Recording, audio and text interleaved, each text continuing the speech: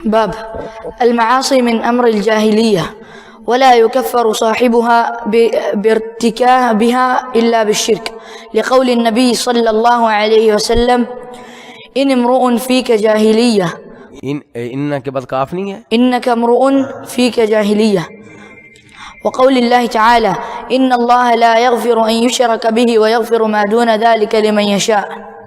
حدثنا سليمان بن حرب قال حدثنا شعبة عن واصل الأحدب عن المعرور قال عن المعرور قال لقيت أبا ذر بالربذة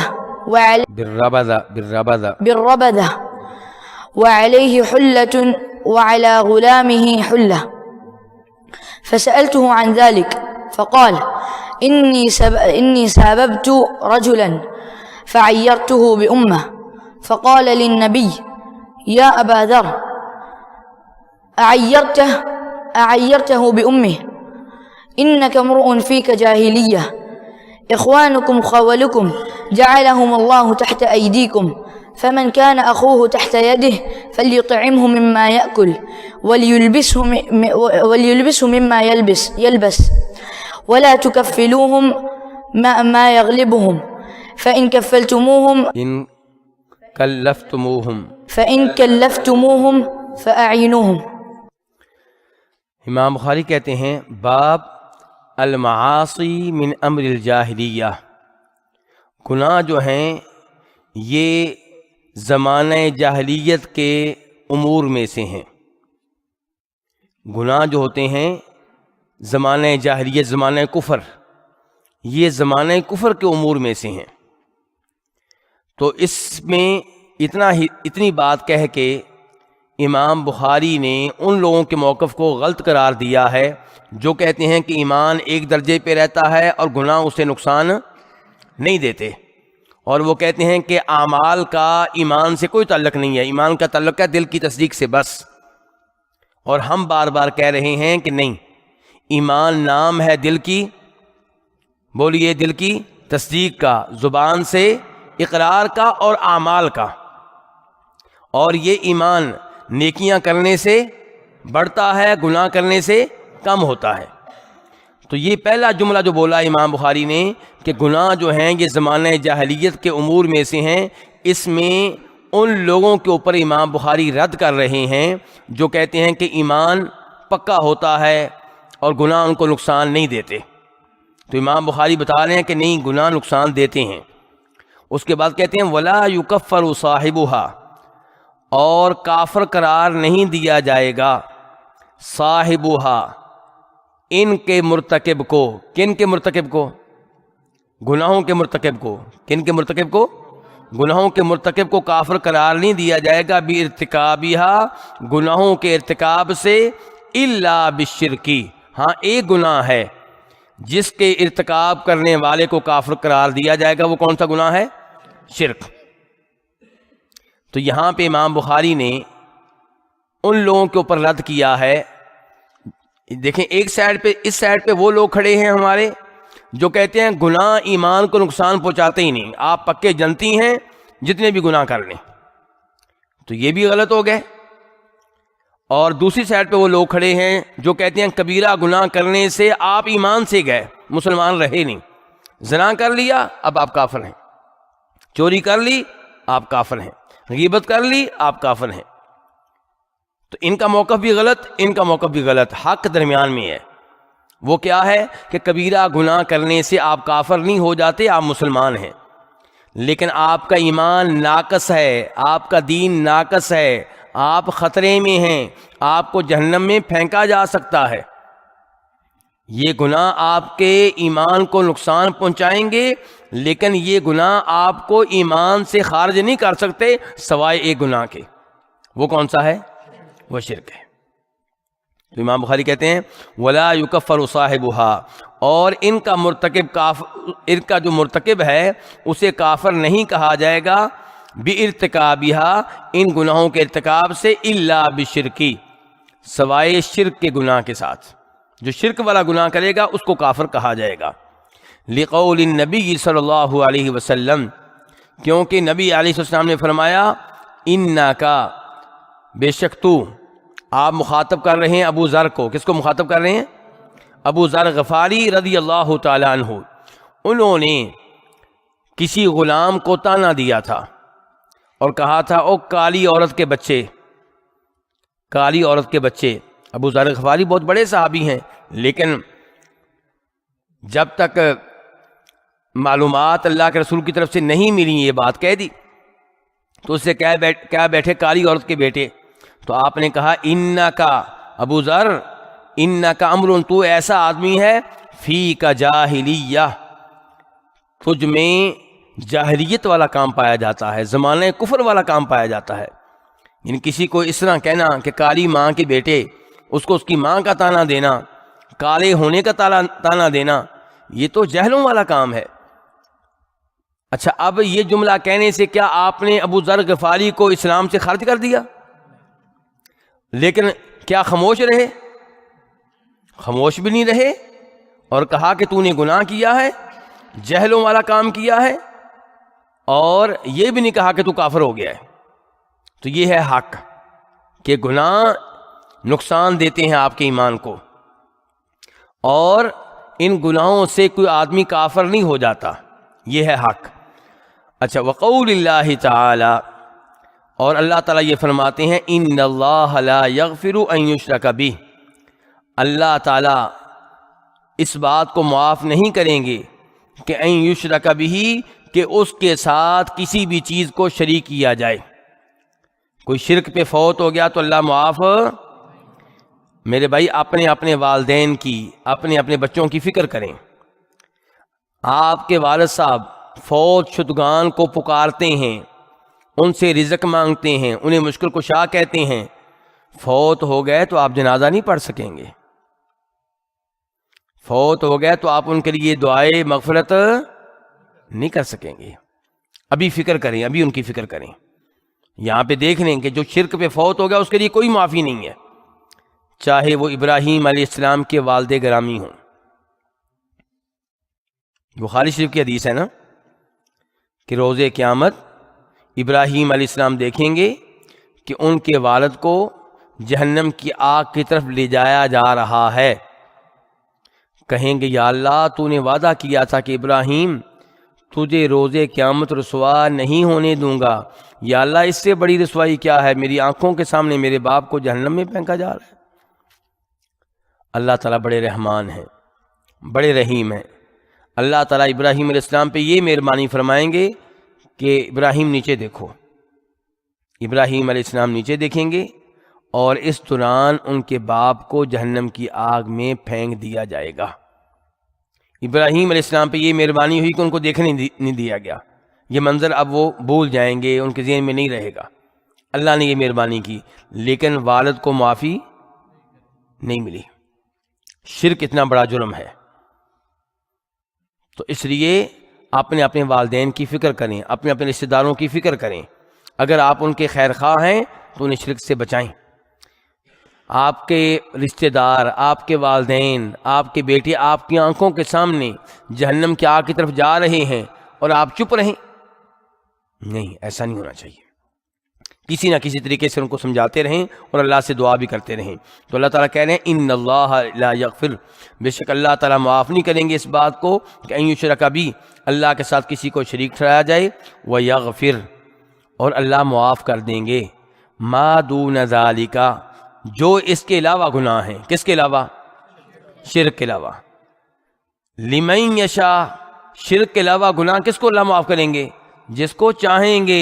یہ بھی دھیان سے، یہ ہے صحیح عقیدہ کہ کفر و شرک کے علاوہ جو گناہ ہیں وہ گناہ کرنے سے انسان کافر نہیں ہوتا.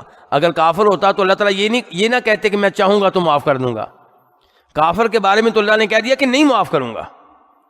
اور جو کفر کے علاوہ دیگر گناہ کرتا ہے، بڑے بڑے گناہ، چوری کرنا، زنا کرنا اور قتل کرنا وغیرہ وغیرہ، اللہ نے کہا ان کو میں چاہوں گا تو معاف کر دوں گا، چاہوں گا تو سزا دوں گا.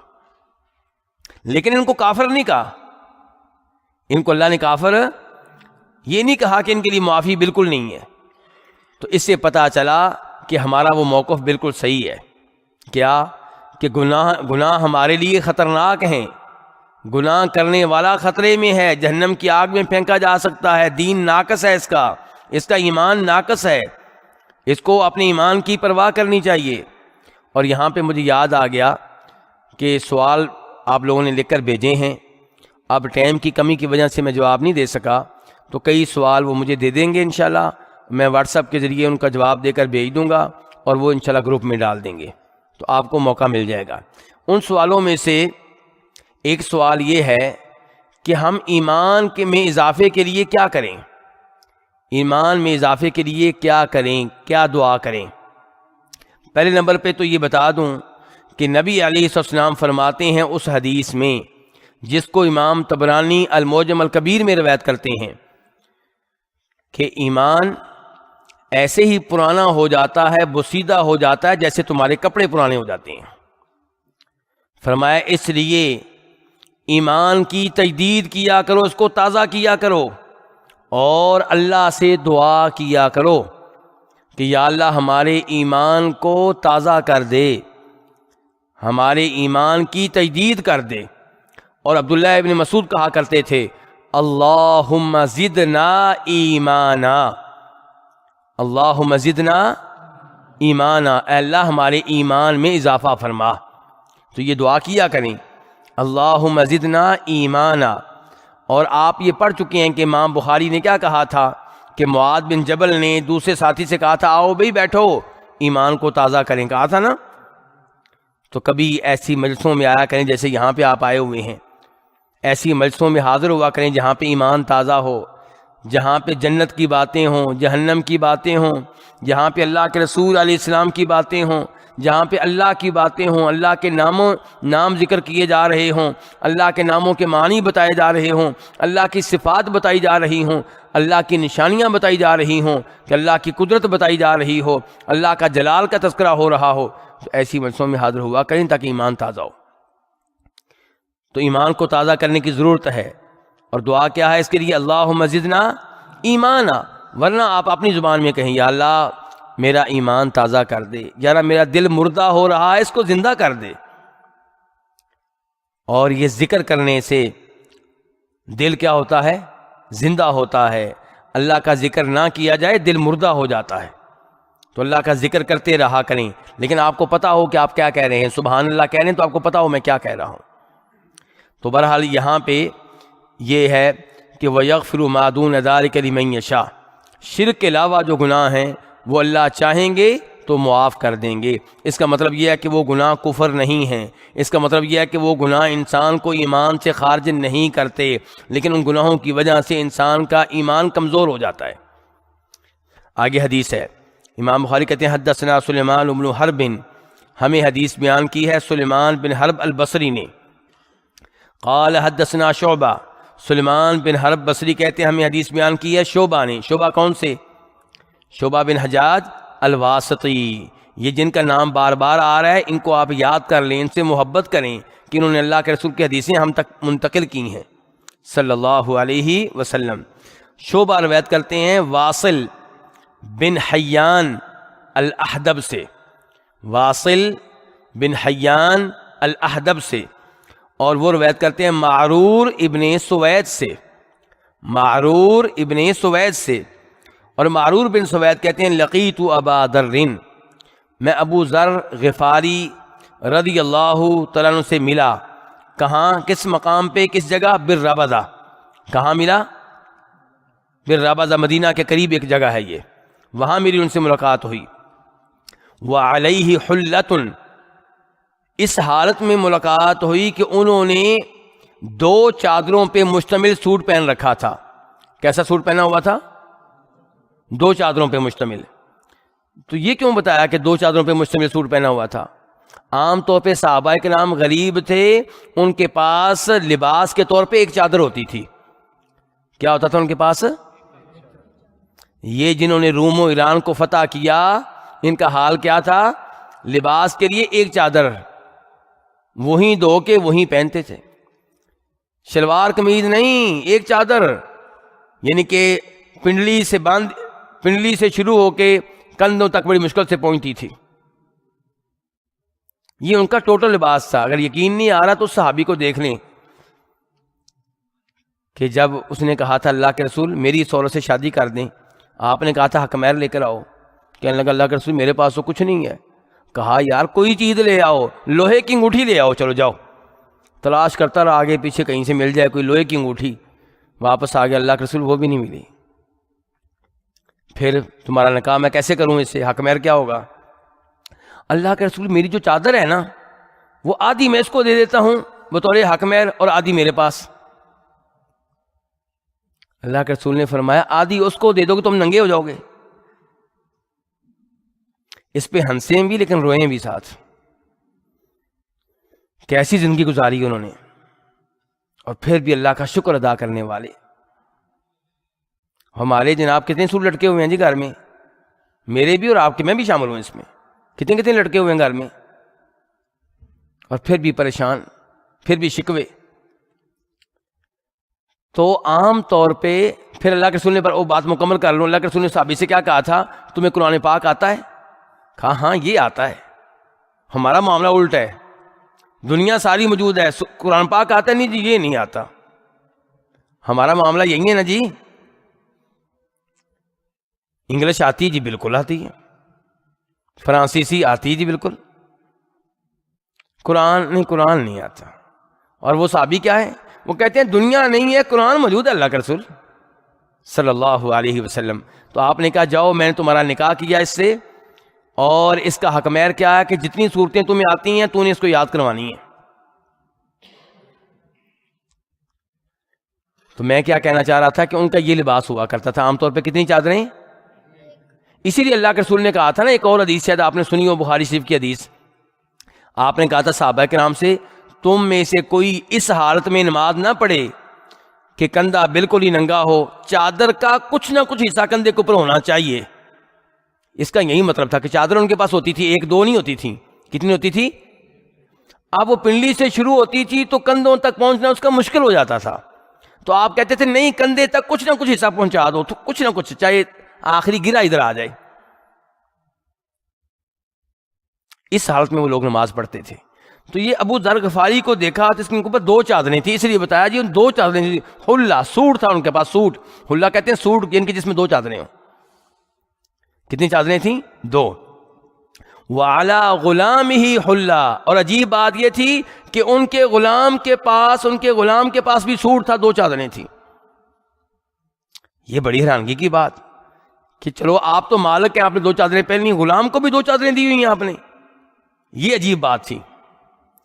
فسألتہ عن ذلک, تو میں نے ان سے اس بارے میں سوال کیا بھی یہ کیا معاملہ ہے, آپ کا غلام آپ کے برابر؟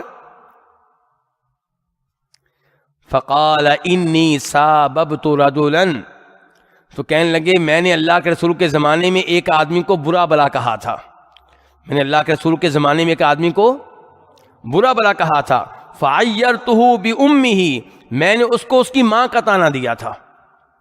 میں نے اس کو کیا طعنہ دیا تھا؟ اور کالی ماں کے بیٹے, میں نے اس کو اس کی ماں کا طعنہ دیا تھا. فقال لی النبی صلی اللہ علیہ وسلم, تو اللہ کے رسول نے اس موقع پہ مجھ سے کہا تھا یا ابا ذر, اے ابو ذر, اعیرتہ بامہ, تو نے اس کو اس کی ماں کا طعنہ دیا ہے. انک امرؤ فیک جاہلیہ, توجہ چاہتا ہوں میرے بھائی, بڑی اہم حدیث ہے, ادھر دیکھیں میری طرف.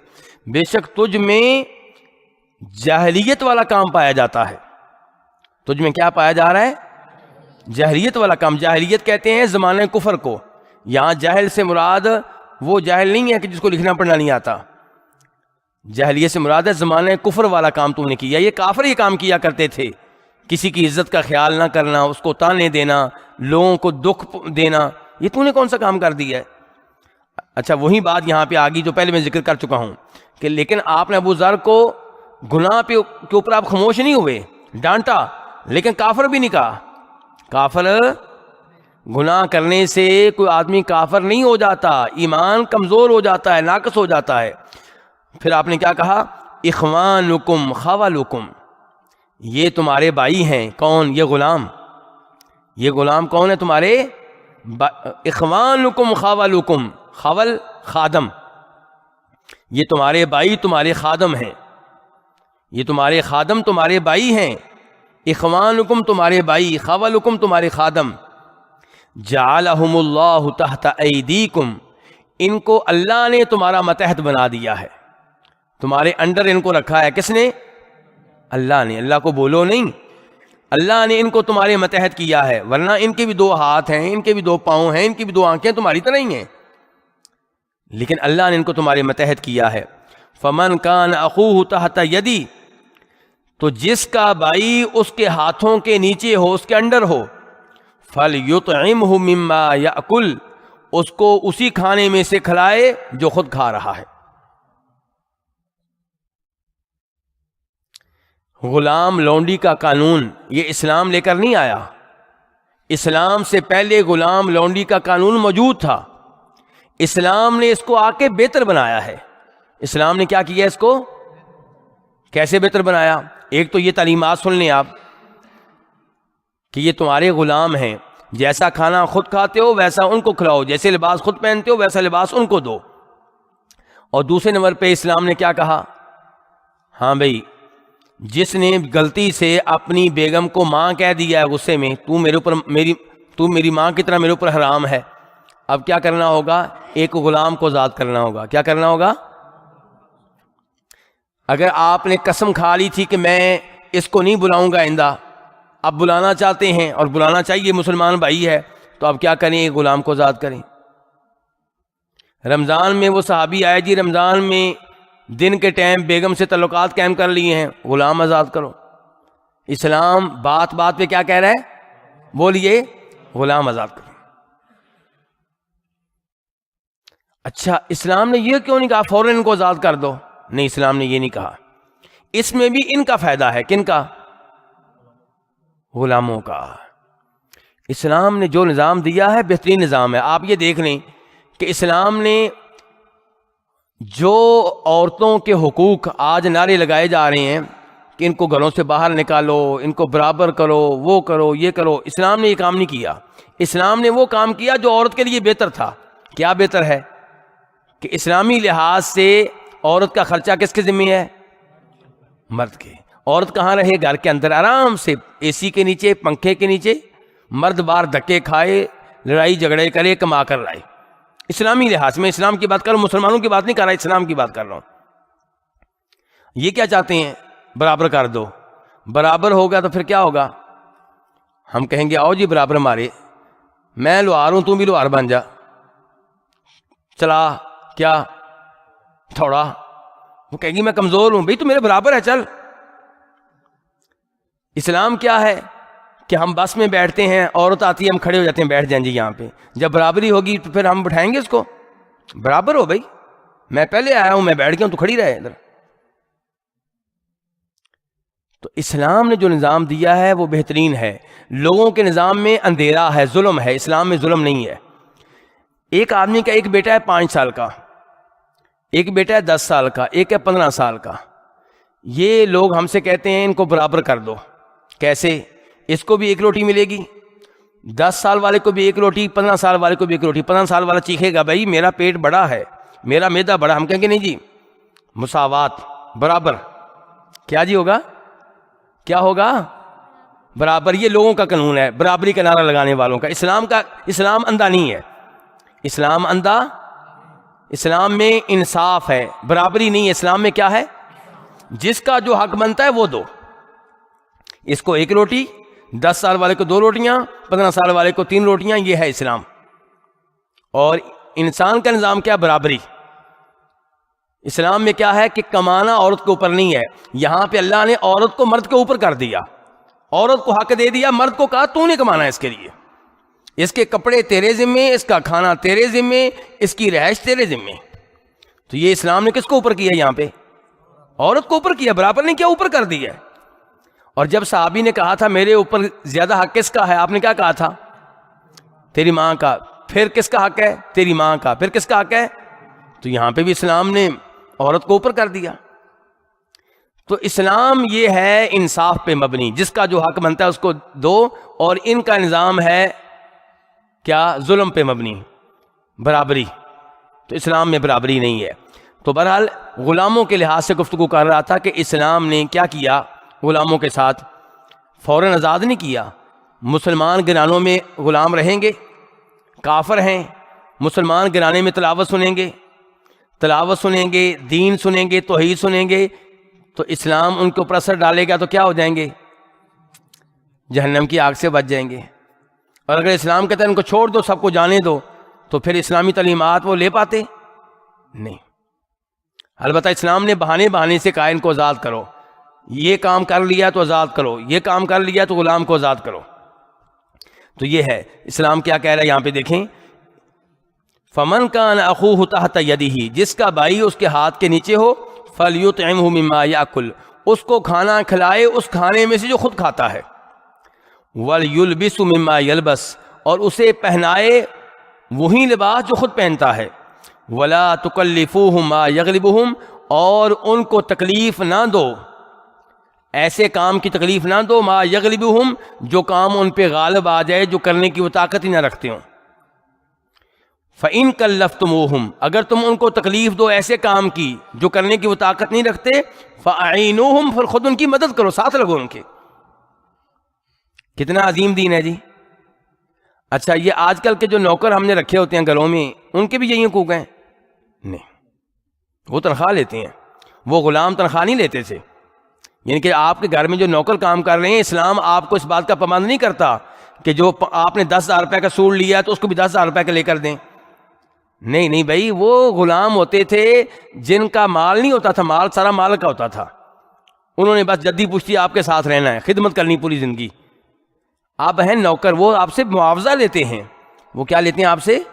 لیکن اسلام یہ کہتا ہے کہ بہتر ہے کہ آپ ان سے اچھا سلوک کریں، ضروری نہیں ہے، وہاں پہ ضروری ہے۔ غلاموں کے موقع پہ اسلام نے کیا کہہ دیا؟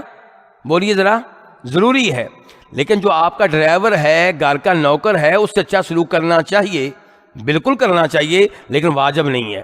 کیوں؟ وہ آپ سے کیا لیتا ہے؟ تنخواہ لیتا ہے۔ تو بہرحال یہ اس حدیث میں کیا آیا ہے کہ آپ نے ابو ذر غفاری سے کہا تھا تجھ میں جاہلیت والا کام پایا جاتا ہے، اس کا مطلب یہ ہے کہ یہ گناہ تھا اور گناہ کے اوپر آپ خاموش نہیں رہے، اور گناہ جو ہیں یہ نقصان دیتے ہیں ایمان کو، لیکن آپ نے کافر قرار نہیں دیا۔ اس سے پتہ چلا کہ کبیرہ گناہ کرنے سے کوئی کافر نہیں ہو جاتا۔ اب میں نکلنے والا ہوں، میری فلائٹ ہے عشاء کے بعد، تو میں نے عشاء کی اذان سے پہلے نکل جانا ہے۔ آخر میں آپ سے یہ درخواست ہے کہ اللہ نے آپ کے اوپر نیکی کی، میرے اوپر بھی نیکی کی کہ ہمیں مل کے اللہ نے حدیثیں پڑھنے کا موقع دیا۔ یہ سلسلہ ٹوٹنے نہ پائے، یہ سلسلہ ٹوٹنے، استقامت کا مظاہرہ کریں، دین پہ ڈٹ جائیں۔ جب کبھی درس ہو، بلکہ آپ ان سے کہنے والے ہوں بھئی آئندہ درس کب، آئندہ دورہ کب، بھئی دورہ کروائیں، جی ہم احادیث پڑھنا چاہتے ہیں، اللہ کے رسول کے قریب ہونا چاہتے ہیں۔ تو ان آپ کے کہنے سے ان کا حوصلہ بڑھے گا کہ اس کا مطلب ہے لوگ دین سننا چاہتے ہیں، لوگ دینی مجلس میں آنا چاہتے ہیں۔ تو جب بھی دورہ ہو خود بھی آئیں، بچوں کو بھی لے کر آئیں، بیگم کو لے کر آئیں، پڑوسیوں کو لے کر آئیں، رشتہ داروں کو دعوت دیں، اور اپنا کردار ادا کریں اور نیکیاں جمع کریں اس انداز سے۔ اچھا آخر میں مجھے بتائیں گے کہ اس دورے سے ہم نے حاصل کیا کیا ہے؟ کوئی ایک فائدہ بتاتے چلے جائیں، ایک آدمی جی۔ ایمان کیسے بڑھانا ہے، ایک تو ہمیں پتہ چلا، تو ایمان کیسے بڑھتا ہے؟ جنت جہنم کی باتیں کریں گے تو آپ کا ایمان بڑھے گا، اور اللہ کا ذکر کرنے سے، قرآن پاک سمجھنے سے، اللہ کی نشانیاں پہ غور کر، آسمان بنانے والا اللہ بغیر ستون کے، بڑے بڑے پہاڑ بنانے والا اللہ، عرش کا مالک اللہ، عرش اللہ کی مخلوق جو زمین سے بھی بڑی، آسمان سے بھی بڑی، اللہ اکبر۔ عرش کس سے بڑا ہے؟ زمین و آسمان سے بڑا۔ عام طور پہ لوگوں کے ذہن میں آتا ہے شاید کہ عرش کو چھوٹی سی کوئی چیز ہوگی، نہیں، آسمان سے بڑا، زمین سے بڑا، تو وہ اللہ کتنا عظیم ہوگا۔ پھر دعائیں کرنے سے کہ یا اللہ ہمارے ایمان کو تازہ کر دے، ایمان بڑھے گا۔ تو ایک فائدہ یہ، کوئی ایک فائدہ آپ بتائیں جی۔ جی بیٹا،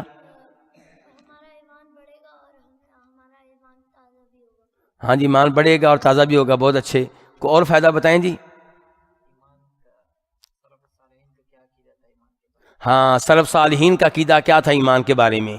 سلف صالحین کا عقیدہ یہ تھا غلط عقیدے بھی دائیں بائیں موجود ہیں، میں بار بار بتا رہا ہوں، میں کسی گروپ کا نام نہیں لینا چاہتا، لیکن آپ کو غلط عقائد کا علم ہونا چاہیے۔ یہ کہنا کہ ایمان ایک جگہ پہ رہتا ہے ایک لیول پہ، غلط۔ یہ کہنا کہ گناہ کبیرہ کرنے سے کوئی کافر ہو جاتا ہے، اب اس کو مار دو، بم دھماکے کرو، معصوم لوگوں کو قتل کرو، غلط۔ کبیرہ گناہ کرنے سے ایمان ناقص ہو جاتا ہے، ایمان کو نقصان پہنچتا ہے، لیکن آپ بہرحال مسلمان ہیں۔ لیکن کفر و شرک کریں گے تو ایمان سے خارج ہو جائیں گے۔ ٹھیک ہے، اور کوئی فائدہ جی بتائیں جی۔ جی بیٹا،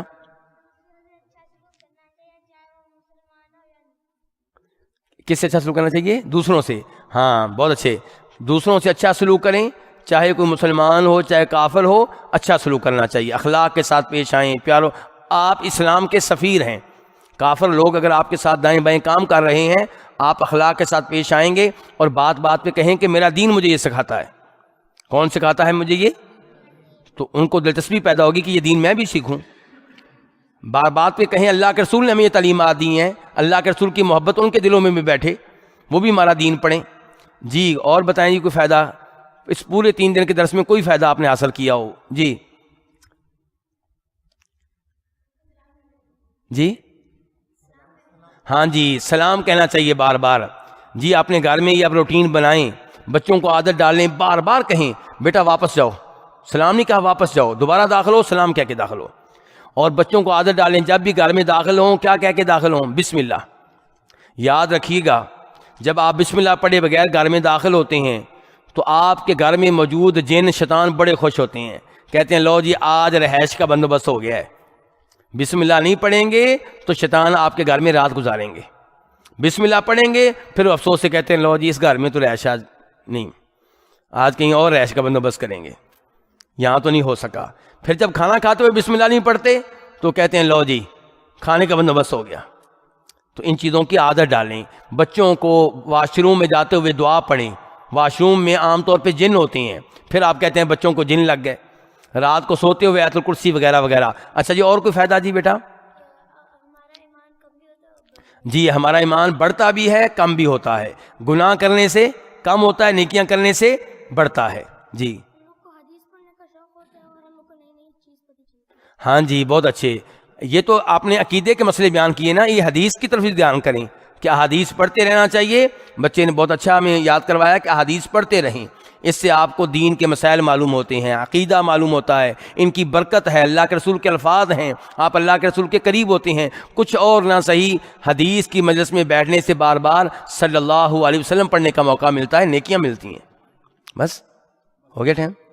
چلیے جی اب آپ سے اجازت چاہتا ہوں، انشاءاللہ پھر ملاقات ہوگی جب اللہ چاہے گا، ورنہ کوئی نہ کوئی آپ کے پاس آتا رہے گا، تو ایسی مجلسوں میں حاضر ہوتے رہیں۔ اللہ رب العزت ہم سب کو توفیق دے اور بار بار ایسی مجلسوں میں آتے رہیں۔ وصلی اللہ تعالی علی نبی محمد وآلہ وصحبہ اجمعین۔